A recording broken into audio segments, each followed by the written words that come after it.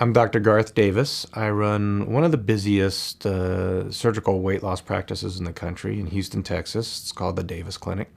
And I also am the head of bariatric surgery at one of the biggest hospitals in Houston. I'd like to talk with my colleagues one-on-one.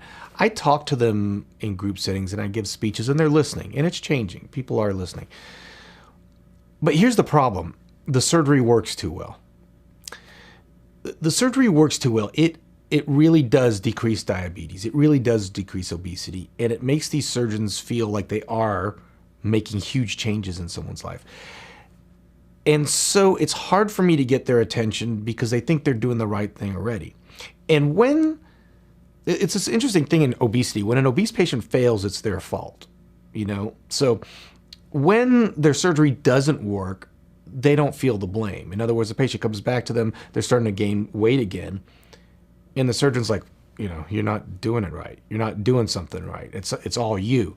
And so they never really come to terms with the fact that they're never talking with the patient about the real problem. So if I could sit down in front of the American Society of Bariatric Surgeons and I could have a talk with them, I would talk to them about the fact that the surgery works too well. We can't do this surgery on every single obese patient in the country as much as they might want to. That can't possibly be what we were born for. These bodies were not born to get operated on. This isn't happening in other parts of the world. And so I think that we should be advocates for preventing people to ever get to us. We should do less bariatric surgeries. It's still going to be needed. There's going to be patients that need it. But I think we should do everything in our power to prevent people from needing us. And then when they need us, we should do everything in our power to make sure that they are successful once they get their surgery. There should only be one surgery. I mean, these ideas of revision surgeries and other surgeries, a patient fails and then we need to add this medication, that medication. The patient isn't failing, we're failing the patient by not giving them the right tools to work with. And so I guess my big message is we need to, as surgeons, if we're going to do the surgery, we need to provide the patients with an owner's manual on how to use the surgery. And that owner's manual needs to be all about fruits and vegetables and beans and nuts and seeds and starches and the kind of things that would have prevented the patient on getting on the table in the first place. But the mindset right now is still dominated. I'll tell you that a bariatric surgeon has a layperson's understanding of nutrition. And that sounds horrible, and some of my colleagues would maybe get mad at me at that, but they know it's true. They haven't read. I mean, I gave a talk to the Texas Society of Bariatric Surgeons.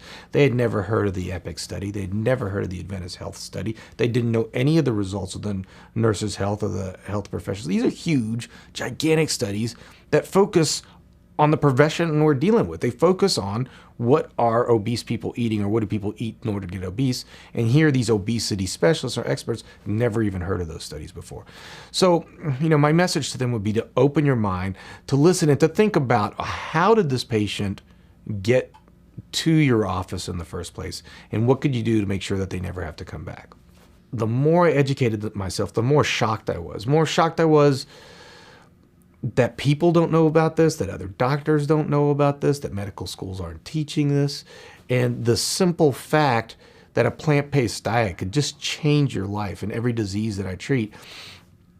And maybe even worse yet, that the number one advice doctors are actually giving their patients is eat more protein. That's the number one advice given, and that may be the most dangerous, and that's been the most shocking thing I've found through all this. The problem I find with people is that we're so wedded now to breaking down food to its component parts. I mean, we no longer talk about food at all. It's all about protein and carbs and fats, and we just don't think of food as food. And this is really confusing to people because people are out there, my patients are coming, they're counting everything.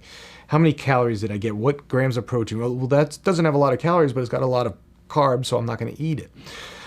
Or I'm gonna eat this even though it has a lot of calories because it's got a lot of protein, as if in any way anybody's protein deficient. We're eating more protein than we could possibly ever need, and yet everybody thinks we need more protein. And this breaking down food into its macronutrients is breaking down people's ability to make good food judgments, which is why I see one of the worst things you could tell a patient is to eat more protein, because their whole mind then becomes focused on protein. And I have the job of trying to break them of this thought. And so I'll tell a patient, I want you eating fruits, I want you eating vegetables, and I get their diet log, and their diet log has none of that stuff in there. And I'm like, well, where are the fruits and vegetables?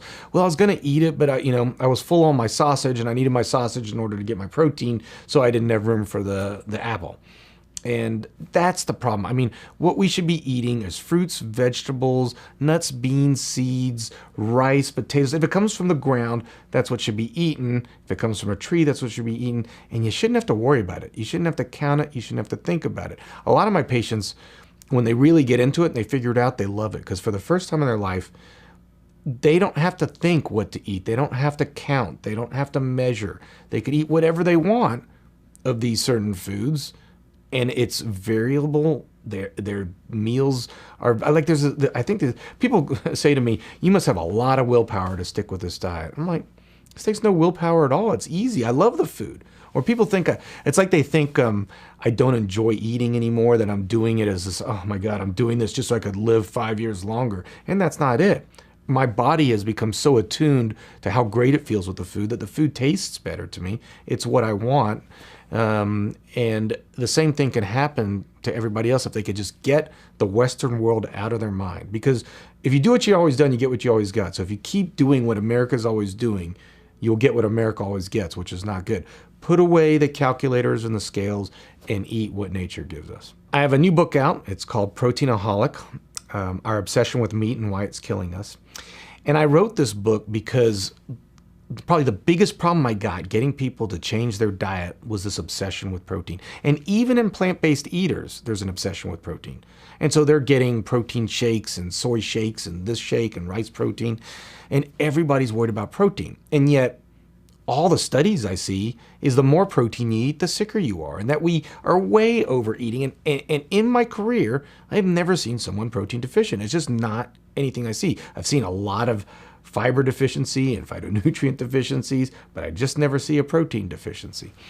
And so I wanted to write a book that would, first of all, tell my story about how I got to this and take people on a look around the world at the diets around the world. Because you always hear this, well, look, the Inuits in Alaska eat a lot of fat and they're healthy. No, they're not.